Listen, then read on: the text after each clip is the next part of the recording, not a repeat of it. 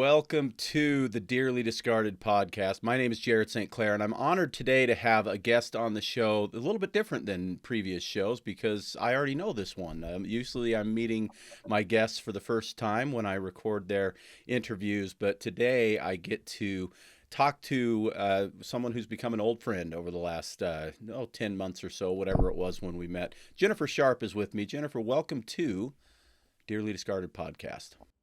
Hello, thank you. It's great to be here. Very exciting. So you and I met back at the Defeat the Mandates rally in Los Angeles, near where you live. I don't remember, when was that? Was that back in February? April. Was it April? 9th. Okay, for some reason. All right. So 10 months ago ish, Yeah. or 8 months ago ish. Yeah, I need to do math. I was back to February again. We met at that rally. We were with the group React 19 that helps me put this show together on a weekly basis. And the idea was that we wanted to let the powers that be know that we don't want mandates when it comes to our medical freedom and what we put into our bodies. And of course, you came about this feeling of anti-mandates in a little bit different way than I did after you experienced problems with your vaccine for COVID. Tell us a little bit about yourself and about your vaccine experience. Okay. So, great. It's good to be here. It's awesome when something comes into fruition. And I think when I met you, you were just starting Dearly Discarded. Mm-hmm. Yeah, And I I had never was aired an just, episode yet. yeah, it hadn't even aired. So you were talking, and I had just went to the mandate rally to film, and I was filming I had just like a month into making this movie. And so it's always really nice to like come full circle to like, hey, look, you've been doing all these great episodes. And so, and my movie's done. It's done. So, but yeah, how did I get to the rally and the movie and my story? So I've been watching your podcast, and I love, I don't love is a bad word. I love that you're doing it. How's that?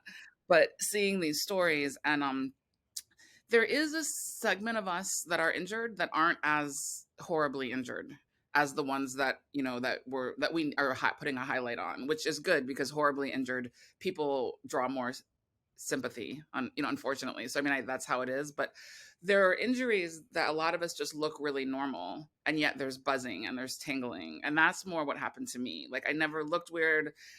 My Even though I thought I did, I thought I had Bell's palsy because the left side of my face was numb for like 3 weeks, and it felt like it was drooping, but when I looked in the mirror, I looked fine. So that was that was the weird part about it all, is I just wasn't sure what was going on, and I couldn't just be like, oh look, I'm shaking, or oh look, this is happening, or I ended up in the hospital. But it's like weird things are happening with my body. The left side of my face was numb for 3 weeks, and then off and on. I chipped my tooth because I couldn't feel my gum. My knee and my ankle, all on my left side, were swollen, and this was all like the day after, the night of my shot. I went to bed and I was sweating the bed. I drenched it. With sweat only on the left side. So my right side was totally cool and dry, and my left side was like overheating and sweating. I had a headache on the left side, just all this weird stuff. And then that pretty much went on until now, which is almost 2 years later or close to it. And now I'm down to just buzzing. I wake up every morning and my left calf is numb for the first half hour. And it's a slow numb that becomes a sleep, like it's pins and needles, like it's asleep. But it happens every morning, and it's the first hour, and that's like the worst of it for me. And then throughout the day, I'll feel like a sharp needle pain in my palm or a sharp needle pain in my face. Like, I just get these pinpricks that just happen. So that's where I am right now. So it's still weird things that happen, and I feel like I'm lucky because I don't have something that's debilitated me. But at the same time, I can't help but just be nervous. Like, does this mean I'm going to get Parkinson's or multiple sclerosis or some kind of neurological thing? Is that going to, maybe I would have gotten it 20 years from now, and now I'll get it 5 years from now. Like, what's going on with my nerves? I don't know. And there's definitely something going on, and it's weird. And so I struggle with it because there's levels of vaccine injury, and there are a lot of us. I've talked to people who is like, we look fine, and it makes us harder for you to believe us, but there's just weird stuff that's been going on with my body since the shot, and I feel it, and it's neurological, and it's weird. Yeah, Yeah. and it's interesting because when we talked before, you told me that you there was so much confusion going on about what had happened after the first shot that you even considered doing a second shot. Tell us a Yes. little bit about that and what was going on in your head then. Yeah, that's the crazy thing because it was March 5th, so it was early, and it was, and I wasn't gung ho about the shot. I had listened to Geert Vander Hertz. I know that's not really how you say his name, but his 1.5 hour video about spike protein and mRNA before I got my shot, and I was like, that makes sense, because all that makes sense. So I went with skepticism, but I also was like, this seems to be the only option. I'm gonna trust it. So I went, I got it, and then I booked a trip to Mexico for the couple days after my second shot. My If I had had my second shot, so I'd be like good to go. And but then yeah, and 2 weeks after my first shot, I was still having things, but it started to subside a little. Like it was obviously going down. So I was like, okay, maybe this is just a vaccine reaction. Like maybe it's okay to get the second shot. I was really confused. I didn't know what to do. I contacted the NIH and I got a hold of somebody and they were like, we can't advise you. And I said, look, if I've had symptoms, I probably shouldn't take the second one, right? And they replied back, we cannot advise you. We suggest you talk with your primary care doctor. And that was all they said. And I don't have insurance and I don't have a doctor. And so Well, it's, yeah. that's a silly reaction anyway. The primary care doctor knows a whole heck of a lot less than the National Institutes of Health, right? Yes, that's such a good point too. Because I've, as you work with primary care doctors, you realize they don't know. Like, if anything, talk to a neurologist, or I mean, but primary, that's their way of like pushing it off. And everything's like, talk to your primary care doctor, get an exemption from your primary care doctor, and it's like everything's put on the primary care doctor, who's really just there to do evaluations and kind of send you off. Yeah, so that was really frustrating. So then I had found a support group online.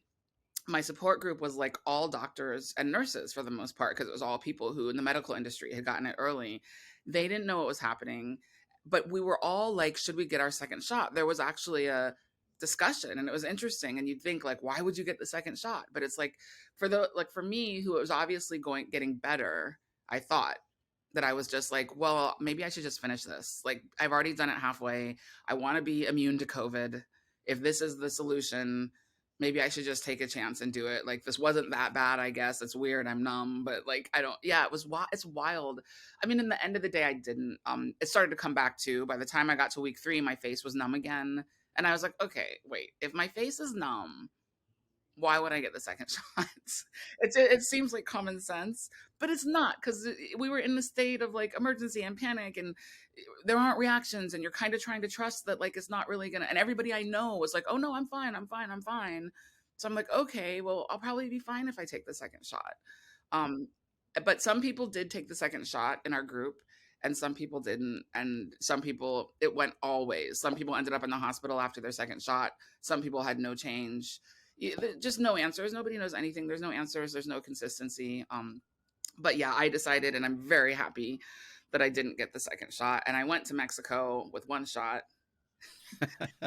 And I have friends in Mexico. It was a local community, and they were all hugging me. And I was like a little traumatized because I was from LA and I was not from Salt Lake City, where everything was more open. We were very scared in LA. So yeah. Well, and as anybody who lived through this pandemic knows, fear was the biggest driver of almost everything, right? And so the fear of doing it wrong or getting somebody else sick because of a decision you made or whatever created a whole lot of the what I would consider to be lack of critical thinking that was happening at that time. So I don't really blame anybody for making whatever decision they made, because what was happening at the time was an incredibly big challenge for all of us to try and navigate and figure out what's the best thing to do. Because no matter what you did, someone was telling you were doing it wrong.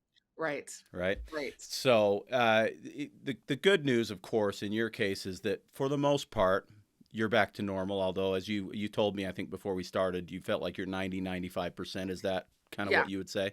I'm like 90-95% better. So I feel lucky. If this was the rest of my life, I would be fine. Just weird things like, oh, here's the itching that's starting, and suddenly my fingers and palms start itching, and yeah, I can live with that. But like I said, what does that mean for later though, when my body weakens and I get older, and Yeah, so there's still that in the background, which I'm sure will always there'll always be questions as far as that goes for you. So, having had that experience, there's two parts to this based on how I've seen it. The people who get injured by the vaccine, the first thing they get to deal with is the injury itself, right? Trying to figure out what the heck it is, what's happening to them, who can help me with it, all of those types of questions. But the second part, and I think the more tragic part, is the aftermath of that, trying to actually find help from someone who knows how, or who Yeah. will even believe you that you were injured in the first place, particularly someone like yourself that looks just like you did prior to the shot. And so tell us a little bit about how that went for you and what led you to make the movie Anecdotals. Okay. So yeah, it was since I didn't have health insurance, I was in a rare situation where I could I had my support group of like thousands of people, and everybody's like, my doctor doesn't know, my doctor doesn't believe me. And these are doctors. Like these are doctors. Like so they can't get help. So I quickly realized, and I quickly realized I couldn't go to like the public health community center and sit for 12 hours during COVID and have like a whatever, doctor saw me, understand me. I started paying for alternative health medicine. Like I do have a naturopath MD, ND, um, Dr. Corgi, who's in the movie, who was awesome. Like she let me interview, and I wasn't sure if there'd be any doctors that would let me interview them because it's so controversial, but she let me interview her. She's wonderful. I've been seeing her for a while, off and on, and I just pay cash, like so, which I just pay cash, like I have cash to pay. But it's like it's not insurance related. So Right. I went to her and she was understanding. I went to another doctor that associated with her. There's two doctors kind of in their thing, and they kind of got me on some, and they were like right away were like, yeah, I've been seeing this. I've been seeing this.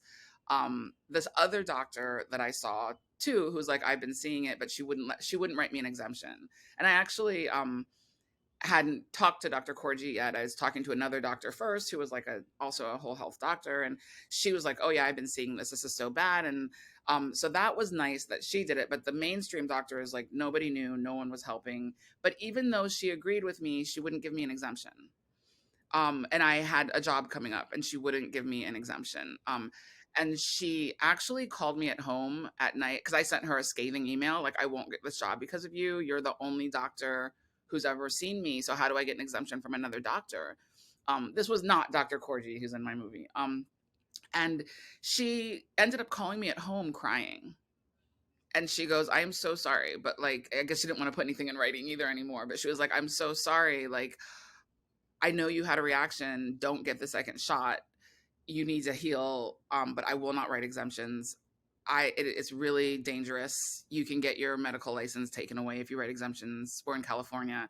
And she just said, I won't do it. She's like, this is the hardest thing. I've had to make a decision between helping my patients, like having a practice where I can help people, or losing my practice and standing up for things. And she's like, I've made the decision that I can do more good helping patients. So I'm helping patients, I'm seeing patients, but I'm not going to give any exemptions. And then she even said, I can't even report that you had an adverse reaction. Like that makes you, she told me, she was crying and she was like, it's a really hard time and I'm sorry. So I couldn't get an exemption. So that's why I went to there was like, so I started losing work. I'm in Los Angeles. Everything's closed. I'm invited places and I'm not allowed to go because the venues don't let me in.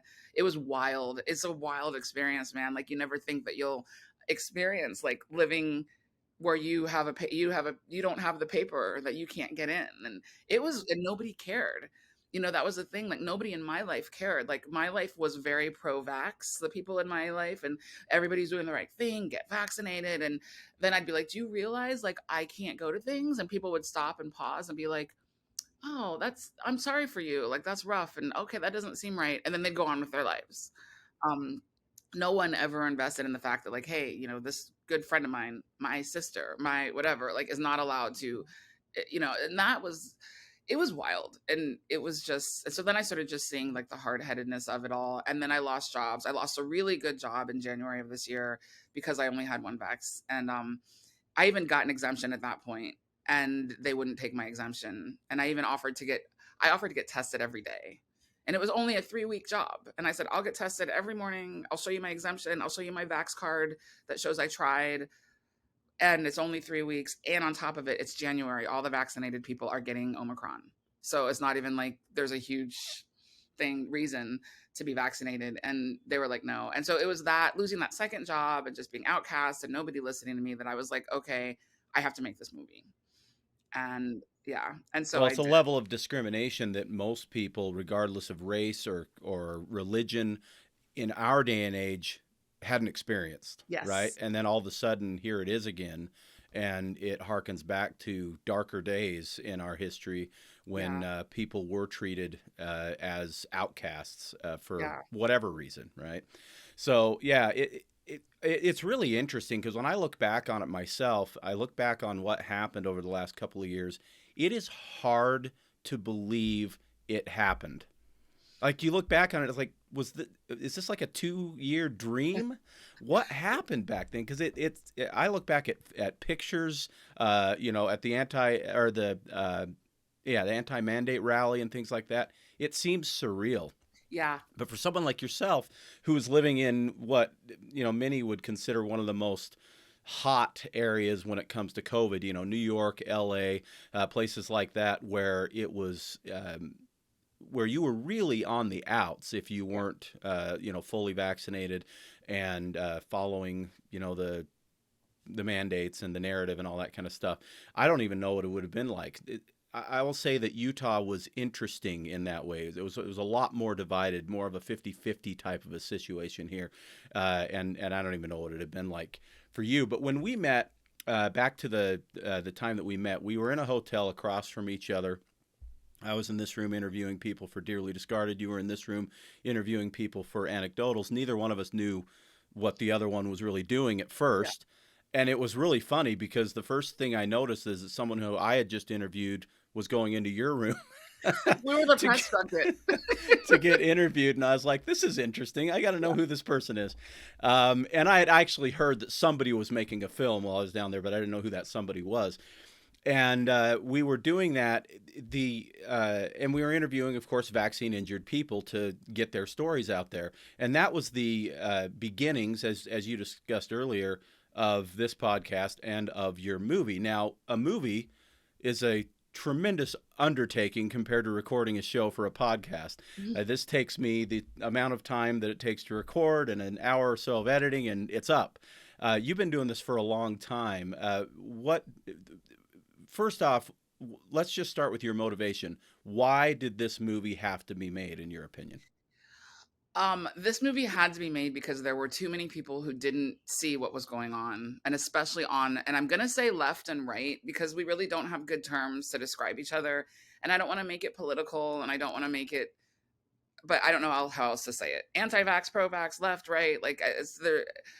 That doesn't really. Those are all bad big words, but I'm just gonna say because it's easier. I think we all know what we mean when I say there were people on the left who were like, "Oh, I've never heard of anybody having an injury," and still in January, I've never. So many people, I would tell them that I had an injury, and because I didn't look bad, they weren't. They were a little empathetic, like, "Oh, I'm sorry. Well, that's really rare." That's what they'd say. I'm sorry, but yeah, that's really rare. And then they're like, "I've never known anybody else who's had an injury," and I just kept hearing that, and I'm like, "Are you kidding?" Like I know 5 people who had injuries, like in my circle, in my cousin, one of my best friends, somebody I play, I play volleyball with. Like it's just so I'm like, how do you not know anybody who's had an injury? And then I started realizing how things were being censored and how the mainstream media was not showing any of that and how people with injuries weren't allowed to talk. And I started realizing these people legitimately have never seen anybody with an injury and they really don't think there are injuries. And then I'm a filmmaker and I was fighting it. I didn't want to make this movie because I had just finished making my last movie, and I was still recovering from that one. And I also am still now currently promoting that one. It just got released on Amazon. It's called Una Great Movie, but I should be promoting Una Great Movie on Amazon. And it's a comedy and it's fiction and it's what I do. And I didn't want to honestly muddy Una Great Movie with the vaccine debate. I'm like, Two like very, very different things. they're very different movies, Yeah. and it's just, and that's my career as a filmmaker. And if I start getting entrenched in this, it could really affect my career. It could, affect my image. It can affect the movie I just spent 6 years making that I finally have on Amazon. And now I'm going to, So I was kind of determined not to, but the world brought me to make this movie, honestly. The world brought me to make this movie. It was like um enough things kept happening. I lost the job. Enough people were like, you can't, there's no such thing as vaccine injured people. It's really rare. I was like, no, I have to tell people this story. I'm a filmmaker. I'm a good filmmaker. Um, I'm responsible for this. I'm a big believer that artists have a responsibility to create art, and art is a reflection of the world. And the reflection of my world right now is so crazy. And I'm an artist. It is my responsibility. And I'm in a really unique situation where been vaccine injured, and people don't know. I was like, it's my responsibility. My responsibility. So I took it, and I just decided I can't put too much money into it. So, I'm going to do what I can.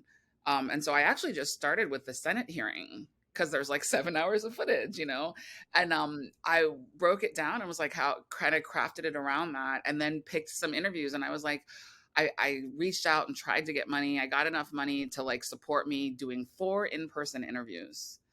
Um, so I was like, I'll do 4 in-person interviews, I'll do Senate, I'll do research. And that was kind of how it all started. And then I was doing them at the rally, but a lot of things came into place. Like even the money I got to do the 4 interviews was like really easy to get in the end. Like it was like someone was like, yes, I'll help you. Here, do this. You should do this. And I'm like, okay, I should do this. And then, and I went to the rally, and everybody was so great. And that became a really easy place to like get more interviews because people just came to the hotel room. So that was really awesome. It just became easy. Like the movie guided me. And then a month into making it, I got a call um, from an organization. I'm going to get their name wrong, but it's the National Health Congress and it was in Minneapolis. They were having a Congress, and they wanted to screen my movie. They heard I was making it. And I had only started making it a month ago. And they're like, it will be September 23rd. And I was like, and this was probably like April or March, April. And I was like, yeah, I think I could be done by September 23rd. Okay, I'll do it. And I committed to screen the movie. So I'm like, okay, now I got to get this done. Yeah, but things fell into place. Well, that's awesome because it really is. I mean, this type of a project for you has to be a labor of love. You're not going to put this up on Amazon and make money on it, right? Yeah. And so the reason for the film is the need for the film, not the any kind of financial gain or whatever else. So in the process of making the film, did you learn more about vaccine injury than you already knew? What did you learn from doing the film and interviewing all of these people and screening all that footage that you finally put in the documentary? Okay, so this is maybe not the answer you want, but honestly, the biggest thing I learned from doing this film was that I don't have to hate Trump supporters. But I put it like that, but that is a huge thing to learn because you're coming from a place where the right hates the left hates the right, you're this, we're that, and you have this knee-jerk reaction. And I found myself, especially at the mandate rally, and I say Trump supporters, we're just, but I found myself around people who were totally politically different than me, who were so used to hating each other and fighting, and they're on my side. And they're the only, then they believe and understand more than the people who I come from, than they understand. And I started to really have to put in check my own personal prejudices against extreme right-wing people, and I started to put in check what I was fed by the media, and I started to question everything that I thought I knew beforehand. And I realized, hey, I've been falling into the prey of the media, as everybody has, and of this division, and there shouldn't be this division. And just because you are super right-wing or you voted for Trump doesn't mean anything. You're still a good person. I can still like you. We can have different opinions on different we don't have to agree on every issue, and you can still be a good person. And that was a big thing. That it's a big thing to swallow, I think, for all of us, because we're in and like whatever side you're on, if you hate liberals or if you are doing all this, like I think we all need to stop and put ourselves in check and be like, you know what, we can actually all really like each other, and it's okay to disagree. And I started to just see how that just dissolved away. And that was my biggest actually thing I learned. It was just this journey of feeling like, okay, we're all one and I don't have to hate each other. And I would even interview people for the documentary. And then I would go to their Facebook page to kind of like start, I wanted to make sure that everybody was credible. And so I dig on these people. And I'd realize they'd be at rallies that were like so against my fundamental beliefs politically. And I'm like, oh, wait, I have this person in my movie. And then I'm like, but then I was like, so what? Well, what does that have to do with my movie? And why can't they believe in that? Why would I take them out of my movie because they have different views, because they're, protesting something that I'm really, like, why? So, and that was just and I'm like, no, we're all humans. And so that was a great thing to learn. And a growth, I think, is always really interesting when you as a human grow and open and change and evolve. And I evolved in terms of understanding that we're humans and stopping divisiveness. And that was my biggest learning, what I learned. All right, that's interesting because, what I find, well, first off, for what it's worth, you seem to be okay with me, and I think Biden and Trump are both lunatics. So there you go. Yeah, but, I do too.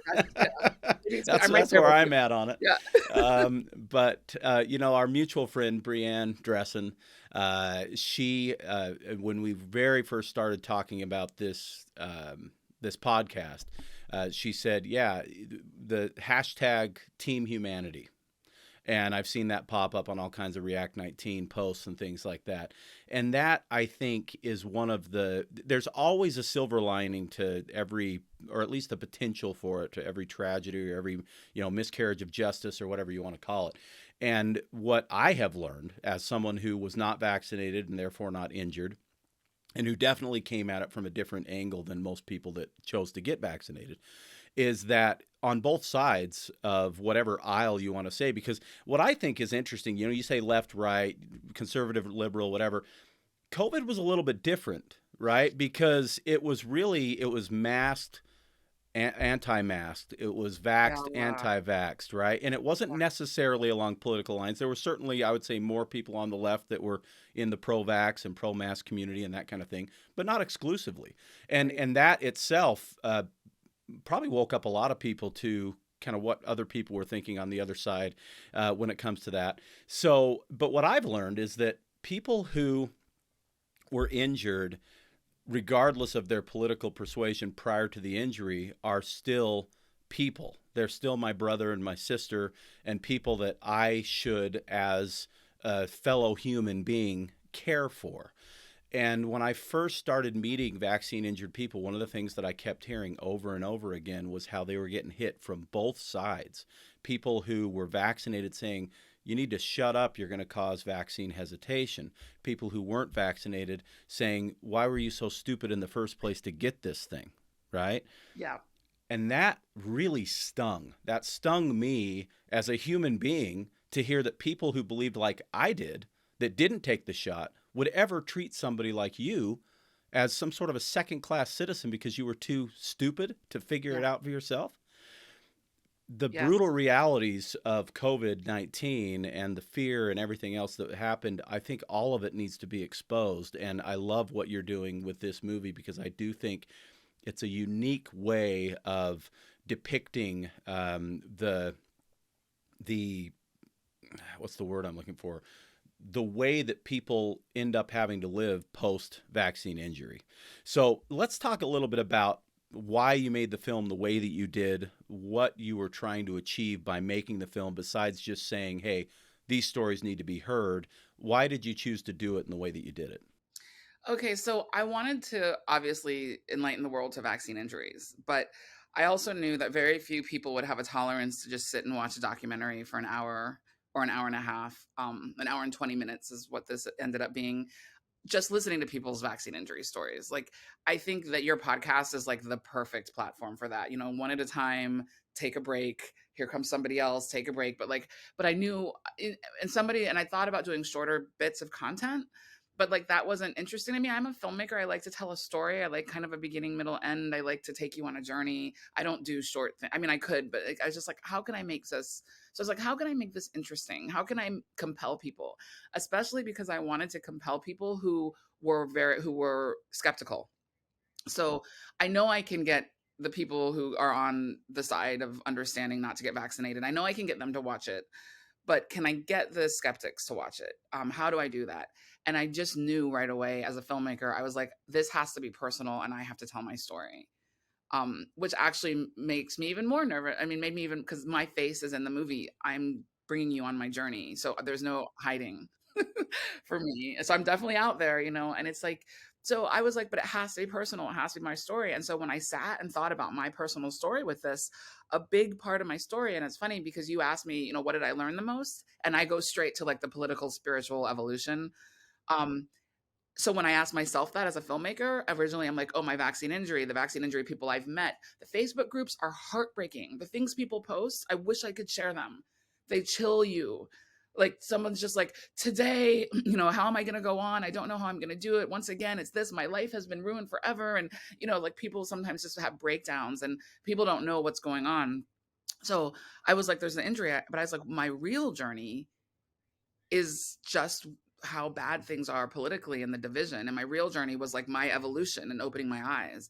And I'm like, if I could bring people on that evolution with me, then I could also maybe help open other people's eyes and make other people think. So it became really quickly, I'm telling my story. My story is the story of a vaccine injury. It's also the story of a evolution of ideology and a personal growth. So that's how I do it. I talk about injury, but I also talk a little bit about the politics and the division. And then, yeah, and so that was my way of doing it. I wasn't sure when I started if it would, I said from the beginning, I don't know if I can do this. This is a tall order. Like, and I remember you said to me at the mandate rally, I was like, cause I was just like, I don't know, like an hour and a half is a long, I don't know if I can make this interesting, but I'm going to try. And I remember you were like one of the people, you had seen the 3-minute trailer. I showed you the 3-minute trailer that I had made to raise money. And you were like, oh, it's going to be great. And it's always funny when people are, and you were like, if it's anything like the trailer that I saw, like just your tone and your approach, it's going to be great. And you were and I remember, and as a filmmaker, when people are so sure about you, it's always just funny. Cause I'm like, I wish I could believe that, what does he know? How does he know it's going to be great? But it gives you, I'm like, well, he thinks it's going to be great. That's one person. There were a few people though that were like, oh, it's going to be great. And I'm like, Yeah. well, you don't really know that because it could be really boring and it could be, but no, I absorb that and I take it. And it ended up being pretty great. Like we're getting really good responses and we're getting really, really good responses. So, and the biggest response I get is that it's personal. It's something that they haven't seen because it's personal, because I'm telling my story. And that's what separates it from just a reportive piece on vaccine injury. And I think that does really separate it and set it apart, because there are plenty of people, again, that are, I guess, more like me, that have been sort of raising the caution flag from 2 years ago, 3 years ago, saying, hey, wait a minute, let's slow this thing down. Maybe we don't need to do this. And we've been talking that talk. I think it's super poignant when someone who's actually experienced it and lived through the process of injury and recovery, like you have, gets to tell the story. It is different and it's far more personal. And I think that's really important, because as I've done these interviews, what I've recognized is that it's always personal, right? This is an individual whose life has been changed in sometimes a really dramatic way, sometimes a less dramatic way, but no doubt it's a big change for anybody who's experienced these injuries. And it's a very, very personal thing. And so for you to be the person behind this, not someone like me who hasn't lived the experience, I think is really, really powerful.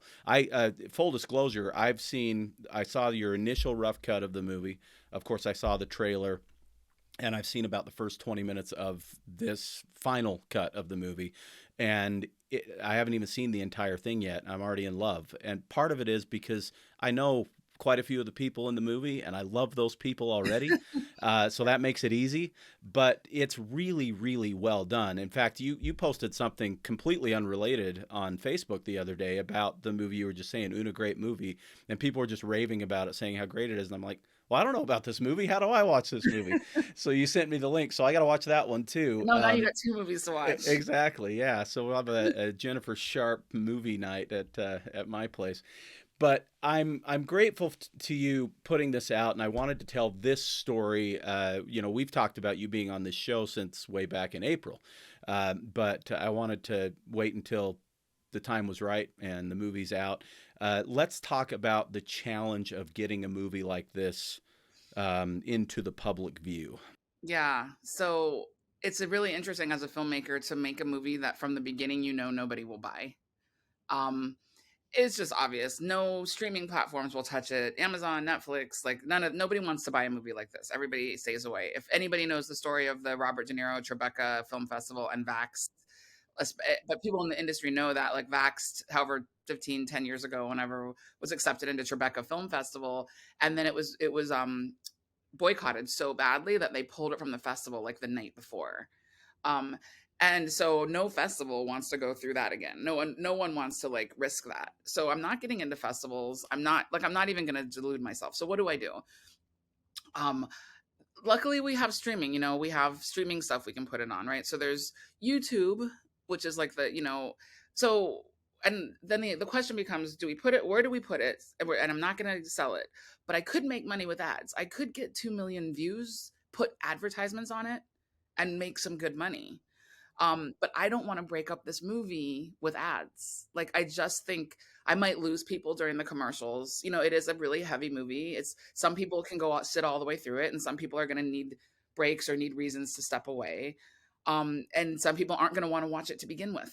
But someone's going to have said, "Hey, watch this movie," so they're going to do it. And in the first commercial break, I was like, we decided we didn't want ads, which is a big decision because I've honestly, as a filmmaker, I've never made money from my films, and I dream that I will. Like, make it's hard. And I'm like, this is actually a movie I could make money from because so many, like, we've already gotten in 3 days, probably 10, like in 2 days, like 10,000 views. And that includes with it being taken down from YouTube the first day. So we lost, so, just thinking about putting commercials in, if I get paid for every commercial, but we had to have the discussion. I had to say, am I crazy? Am I not taking myself seriously as a filmmaker by not thinking of making money?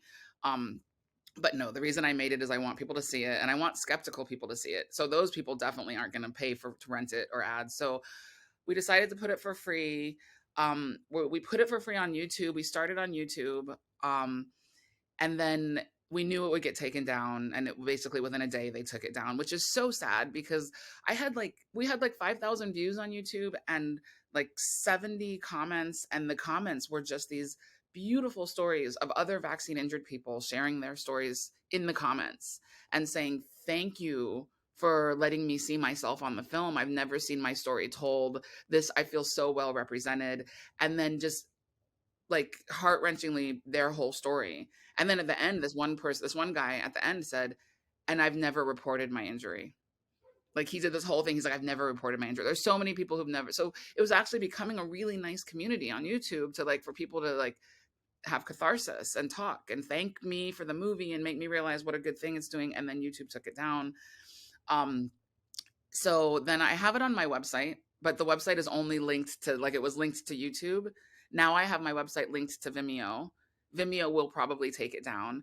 And it's really sad, but like we're going to the mainstream ones first, and we're going to let them take us down. Like, not straight to Rumble. So there's Rumble and Odyssey, which are like the two that supposedly don't censor. So that's a no-brainer to go there. But like, nobody's heard of Rumble and Odyssey, honestly, like on the left side. Like, and I'm trying to like make it more available so we're trying the more mainstream stuff first, but it's a shame because we're going to end up being pushed into Rumble, and I appreciate Rumble and Odyssey for what they're doing, and I hope they become more mainstream.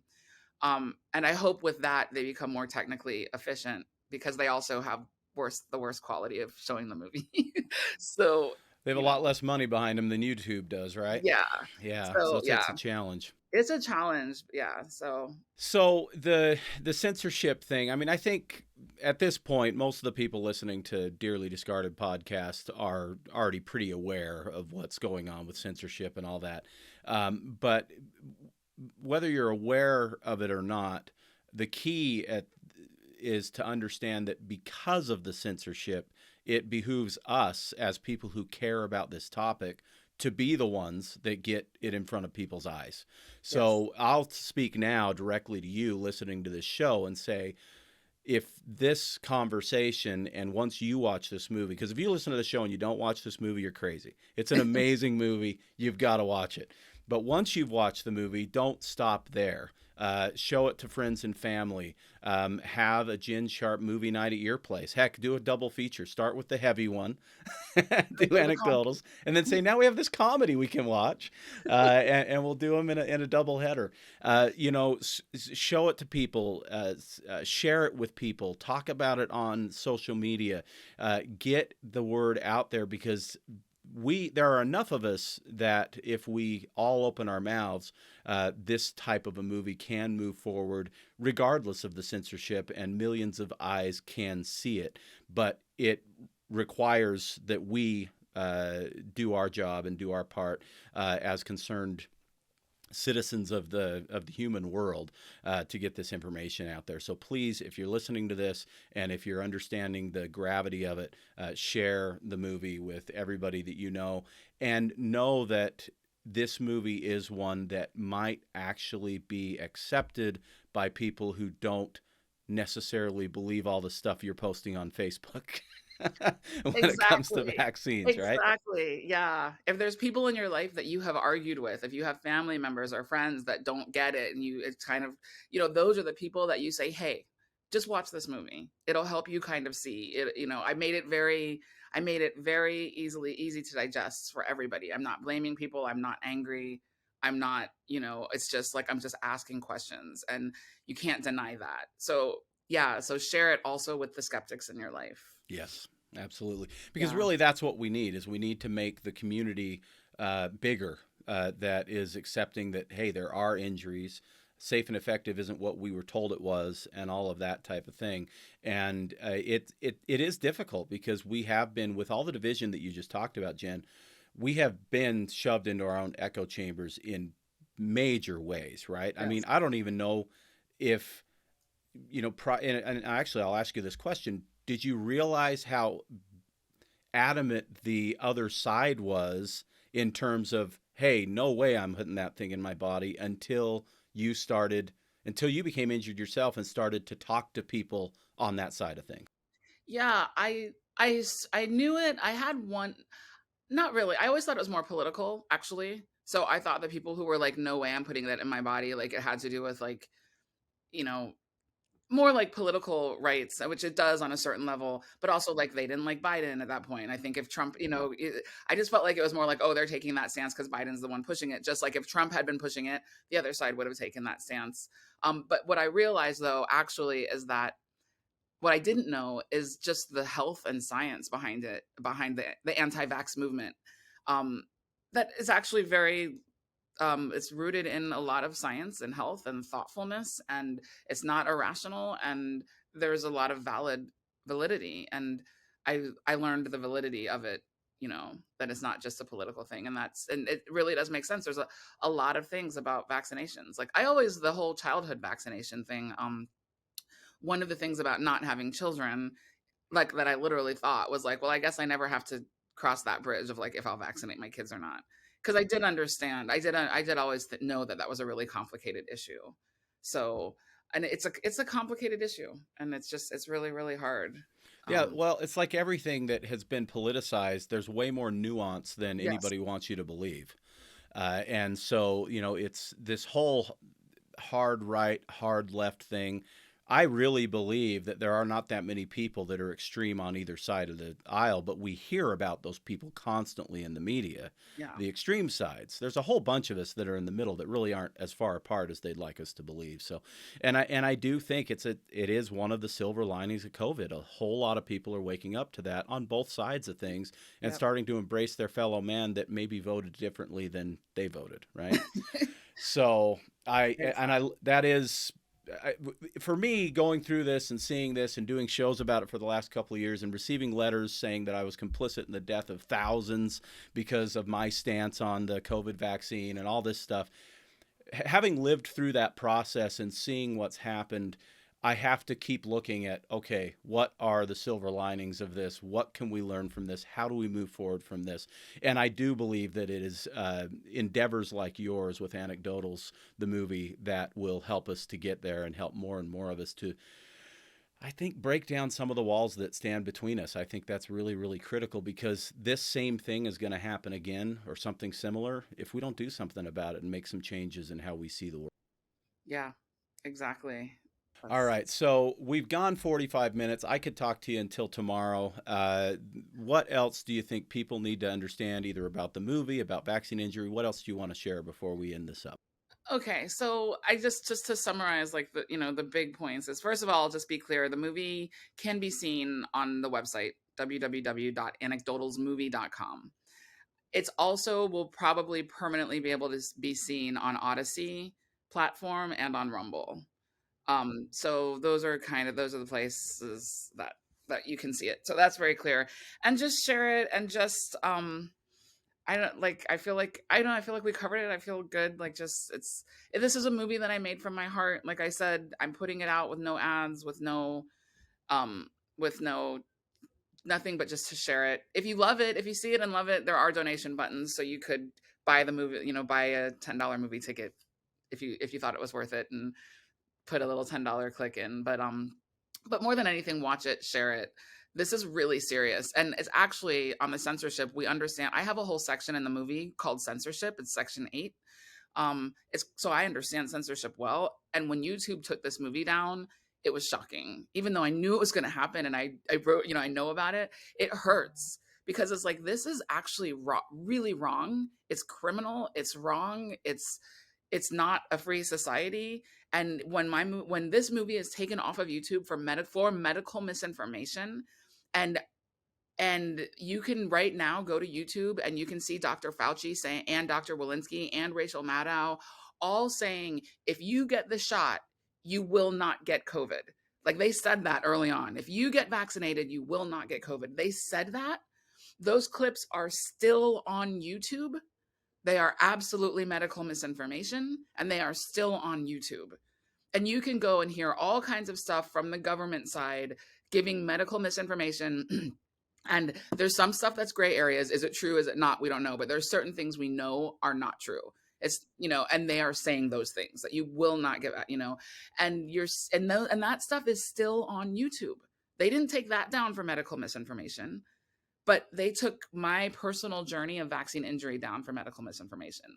Like, as much as I know we all think we understand that, I hope that you guys just take an extra minute to digest that and realize how wrong this is. And I'm actually thinking, that I'm really going towards the, like, let's fight this, and like, let's not accept this. And like you said, let's become our own platforms. Let's share it. Let's push it until the mainstream has to see it. This is a movie that the mainstream can digest, though. This could be the movie that breaks the misinformation censorship if enough people get mad that this movie was censored. And then we can get on enough news shows that, like, this is the movie that was censored. And then people on the left will be like, this is what I'm not allowed to see. And then people will really start understanding. So I would just say, start getting angry. We're already angry, but like, angry in a way to do action as to fight this censorship. And this movie is actually a really good way to voice that. Uh, I can't even add to that. I completely agree, and I think you nailed it. We've got to do our part. We absolutely have to do our part, and this is one really good and easy way to do it. It's not hard to share a link to a movie and with a few words about how important it is that people watch it, and it's not hard to ask people to watch it with you. So I would highly recommend Anecdotals. I want to make sure that it is clear to in the description of the podcast. We will have links to the website. We'll have all the key information that you need. And remember, it is Anecdotals with an S, which I believe is a new word for this movie. And so it's anecdotalsmovie.com. And so if you're driving down the road and you're not looking at the show description, anecdotalsmovies.com, one S, anecdotalsmovie.com is where you want to go. But it will be in the show description, and we'll continue to update you on anything else that comes of this movie. But it behooves all of us to do our part and share this thing far and wide. Jen, thank you so much for your friendship, but more than anything for the labor that you've put into this thing over the last however many months. We already have decided that I can't do math, and for what you have accomplished with this movie. I'm excited to see what else you've done because I recognize that I think you know what you're doing when it comes to filmmaking. I think I So know what I'm doing. Yeah, that's yeah. this one thing I know what I'm doing. No, thank you, thank you for doing the podcast too. It's like it's nice to have partners, and I feel like you're a partner in this battle, and I also feel like every single person who watches your podcast is a partner in this battle, and it just makes me feel like we got this. So thank you. Well, nobody's making money sharing these stories, right? And yet we do it because it needs to be done, and that in and of itself, I think, speaks volumes. And so we have to we have to take some time. We can't just go on and live our lives like nothing happened. Yeah. So thank you so much, Jen, and thank you for listening to another episode of the Dearly Discarded podcast. Share this podcast far and wide. Share anecdotalsmovie.com far and wide, and we will all make this world a better and freer place. Yes. Thanks for Thank joining you. us.